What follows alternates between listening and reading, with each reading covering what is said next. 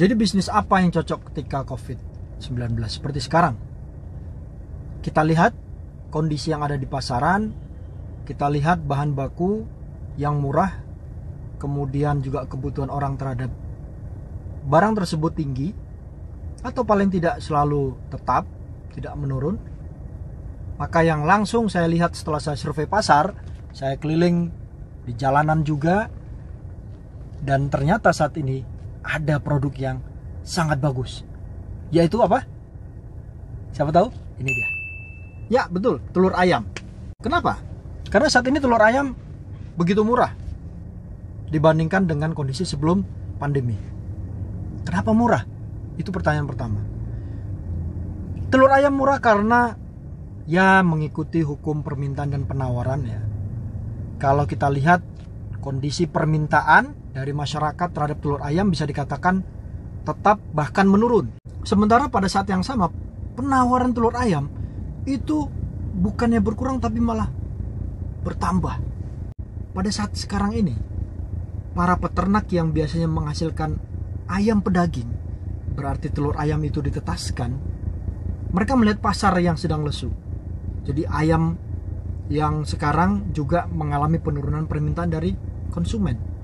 Sehingga tentu saja secara rasional sebagai agen ekonomi mereka melihat, wah kalau saya tetaskan telur ini kemudian saya pelihara sekian lama, belum tentu akan laku di pasar. Sementara saya akan keluar dana untuk memberikan pakan ayam, vaksin dan seterusnya. Akibatnya apa? Sehingga permintaan itu cenderung menurun, penawaran bahkan meningkat. Yang terjadi adalah hukum keseimbangan penawaran dan permintaan. Maka yang menjadi faktor penyeimbang adalah harga. Harganya turun. Dengan uang yang sama kita bisa dapatkan telur yang lebih banyak, karena telur itu begitu banyak di pasaran. Itulah mengapa sekarang telur menjadi murah harganya. Lalu apa peluang bisnis yang ada pada telur ayam? Yang pertama adalah produk telur yang tidak banyak berubah. Ya seperti ini, telur asin. Atau ini, telur pindang. Nah, telur ini diolah sedemikian rupa dengan cara yang cukup sederhana sehingga usia telur bisa bertambah. Dengan diasinkan, dengan diolah lebih lanjut. Nah, dengan kondisi yang sama, telur itu kemudian dijual. Produk kedua adalah kita menambah sedikit aktivitas. Dari yang semula hanya merebus, kemudian memberikan cairan tertentu atau memberi zat tertentu sehingga kemudian telur itu bertahan lama. Sekarang kita rubah, telur kita pecahkan dan kita berikan bahan-bahan lainnya sehingga telur itu bisa menjadi makanan yang lebih enak. Dia tidak harus dipecahkan sebetulnya ya. Contohnya telur yang dijadikan sambal balado. Nah, jadi telur direbus, ya diambil kulitnya, kemudian diolah sedemikian rupa, dicampur dengan sambal, kemudian divakum di dalam plastik, kemudian menjadi telur balado yang siap disajikan, ready to eat.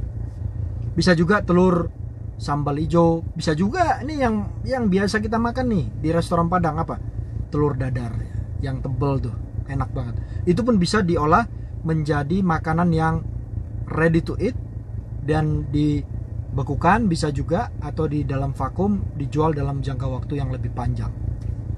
Produk yang ketiga yaitu makanan dengan bahan baku telur ayam yang lebih panjang prosesnya. Contohnya kue-kue lebaran, kemudian berbagai macam jenis cake yang membutuhkan telur ayam, itu lebih mahal lagi harganya karena proses yang terjadi pada produk itu lebih panjang, lebih banyak, dan melibatkan tenaga kerja yang lebih besar lagi. Nah, ada hal yang bisa kita lakukan ketika kondisi sekarang. Kita bisa mengemas telur ayam tersebut, mengolahnya, dan kemudian bisa memberikannya kepada orang-orang yang membutuhkan.